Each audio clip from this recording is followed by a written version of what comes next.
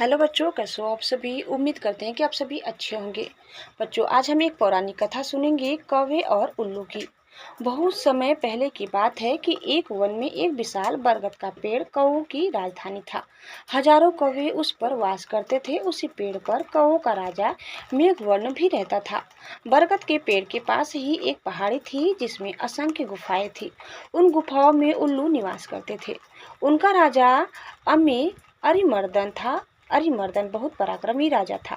कौओं को तो उसने उल्लू का दुश्मन नंबर 1 घोषित कर रखा था। उसे कौओं से इतनी नफरत थी कि किसी कौवे को मारे बिना वह भोजन नहीं करता था।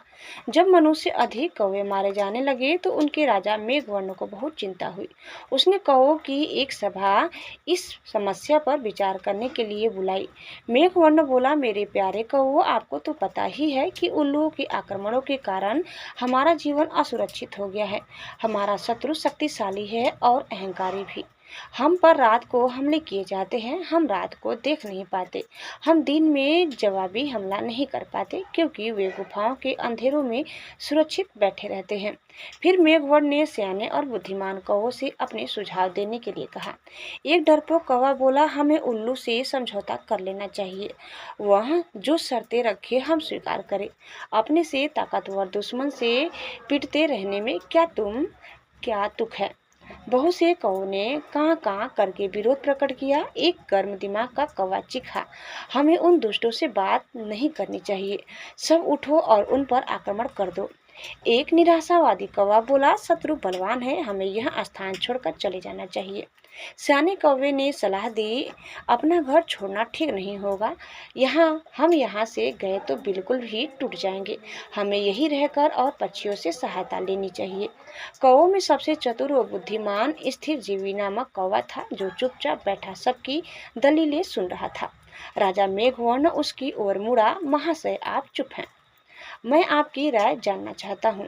स्थिर जीवी बोला, महाराज, शत्रु अधिक शक्तिशाली हो तो छल नीति से काम लेना चाहिए। कैसी छल नीति, जरा साफ साफ बताइए। स्थिर जीवी राजा ने कहा। स्थिर जीवी बोला, आप मुझे भला बुरा कहिए और मुझ पर जानलेवा हमला कीजिए। मेघवर्ण चौंका, यह आप क्या कह रहे हैं स्थिर जीवी। स्थिर जीवी राजा मेघवर्ण वाली डाली पर जाकर कान में बोला, छल नीति के लिए हमें यह नाटक करना पड़ेगा। हमारे आसपास के पेड़ों पर उल्लू जासूस हमारी इस सभा की सारी कार्यवाही देख रहे हैं। उन्हें दिखाकर हमें फूट और झगड़े का नाटक करना होगा। इसके बाद आप सारे कौवों को लेकर श्रृंग मुख पर्वत पर जाकर मेरी प्रतीक्षा करें। मैं उल्लू के दल में शामिल होकर उनके विनाश का सामान जुटाऊंगा। घर का भेदी बनकर उनकी लंका ढाऊंगा। फिर नाटक शुरू हुआ। स्थिर जीवी चिल्लाकर बोला, मैं जैसा कहता हूँ वैसा कर। राजा के बच्चे, क्यों हमें मरवाने पर तुला है। मेघवर्ण चीख उठा, गद्दार, राजा से ऐसी बदतमीजी से बोलने की तेरी हिम्मत कैसी हुई। कई कौवे एक साथ चिल्ला उठे, इस गद्दार को मार दो। राजा मेघवर्ण ने अपने पंख से स्थिर जीवी को जोरदार झापड़ मारकर तनी से गिरा दिया और घोषणा की, मैं गद्दार स्थिर जीवी को कौवा समाज से निकाल रहा हूँ। अब से कोई कौवा इस नीच से कोई संबंध नहीं रखेगा। आसपास के पेड़ों पर छिपे बैठे उल्लू जासूसों की आंखें चमक उठी। उल्लू के राजा को जासूसों ने सूचना दी कि कौवों में फूट पड़ गई है, मारपीट और गाली गलौज हो रही है। इतना सुनते ही उल्लुओं के सेनापति ने राजा से कहा, महाराज, यही मौका है कौवों पर आक्रमण करने का। इस समय हम उन्हें आसानी से हरा देंगे। उल्लू के राजा अरिमर्दन को सेनापति की बात सही लगी। उसने तुरंत आक्रमण का आदेश दे दिया। बस फिर क्या था, हजारों उल्लुओं की सेना बरगद के पेड़ पर आक्रमण करने चल दी, परंतु वहां एक भी कौवा नहीं मिला। मिलता भी कैसे। योजना के अनुसार मेघवर्ण सारे कौवों को लेकर श्री से मुख पर्वत की ओर चुप कर गया था।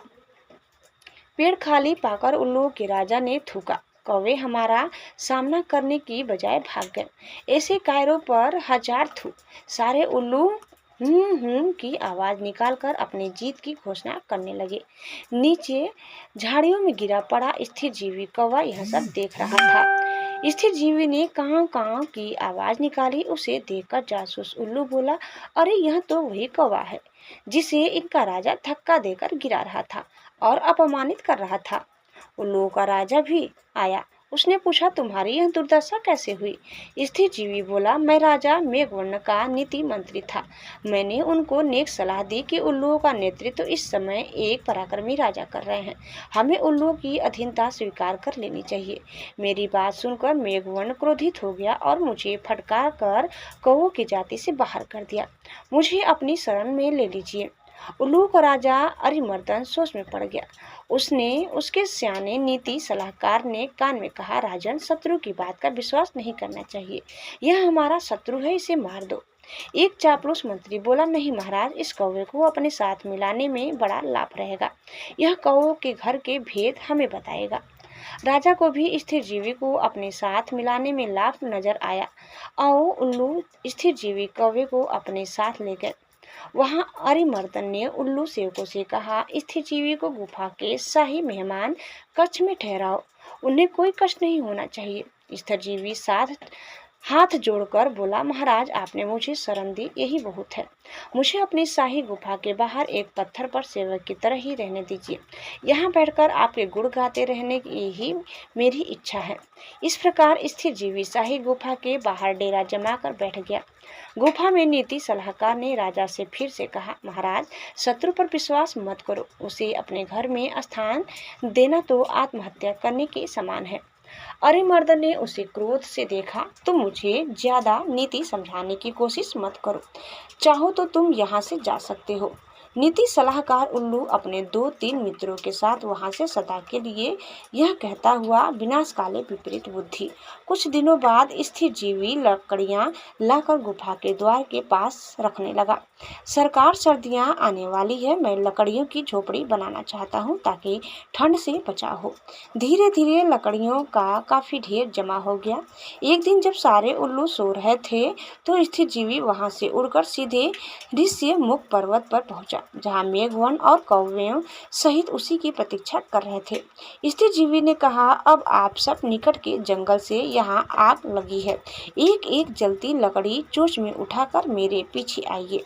कौओं की सेना चोंच में जलती लकड़ियां पकड़ स्थिर जीवी के साथ उल्लू की गुफाओं में जा पहुंचा।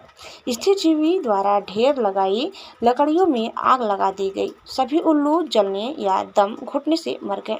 राजा मेघवर्ण की स्थिर जीवों को कौवा रत्न की उपाधि दी। दोस्तों, इस कहानी से हमें क्या सीख मिलती है कि शत्रु को अपने घर में पनाह देना अपने ही विनाश का सामान जुटाना है। उम्मीद करते हैं कि आपको हमारी आज की यह कथा जरूर पसंद आई होगी। कैसे लगे कमेंट करके बताइए। चैनल में नए हैं तो प्लीज़ लाइक, शेयर और सब्सक्राइब करना न भूलें। धन्यवाद। Bye bye.